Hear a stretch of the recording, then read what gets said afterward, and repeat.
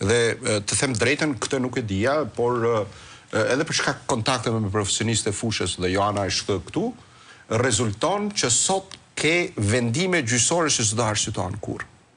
Pse? Si s'do arsyeton? Nuk do zbardhet kurrë vendimi. Pse? Dhe çfarë ka ndodhur? Dhe këto janë pasojat e ligjit. Sepse në momentin që është shkarkuar një gjyqtar dhe ish prokuror nga KPA-ja, efektet kanë qenë të menjëhershme. Dhe një vendim që është zbardhur një javën e fundit brenda afatit 15 ditor, ka ngeli pa arsyetuar dhe këta gjyqtar nuk shkojnë as për t'i firmosur, as për t'i arsyetuar. Janë vetëm video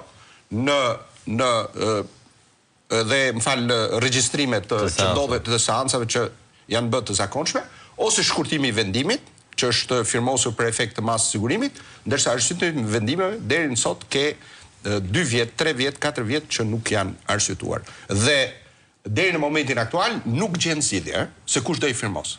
Ai do i firmos dhe këto janë kundërshtime edhe me ligjin, edhe nëse i firmos kryetari i gjykatës për efekt, kush do arsyetoj? Kush do e argumentoj provën e cila është dhënë gjatë kësaj. Pra, efektet janë katastrofike për shkak të reformës. Nga ana tjetër, është e vërtetë që për shkak të emërimit, Këshilli i Lartë Gjyqësor dhe Këshilli i Lartë i Prokurorisë, në momentet që emërojnë një gjyqtar dhe e promovojnë në detyrë, po këtu është shumë e lehtë, sepse gjyqtari është përsëri në detyrë dhe për shkak të mos arsyetimit të vendimit mund të merren edhe masa disiplinore, por kalan një afat kohor.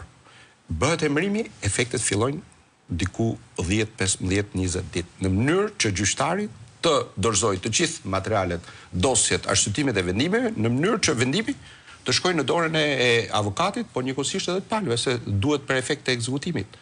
Dhe më thoni juve mu, sot është e pamundur, një pjesë e madhe e vendimeve që ndodhen sot në gjykata, merren vetëm për Shezebali audio. Megjithatë, zonja Qeleshi, duket sikur as avokatët penalist nuk janë në ditët e tyre më të mira. Ne flasim për sigurinë e gjykatave dhe duket sikur flasim për sigurinë e gjykatësve, po ndërkohë po ju vjen radha juve të arrestoheni siç janë arrestuar një sasi e llatash me shqiptarësh, ndërkohë që kemi numrin më të lartë të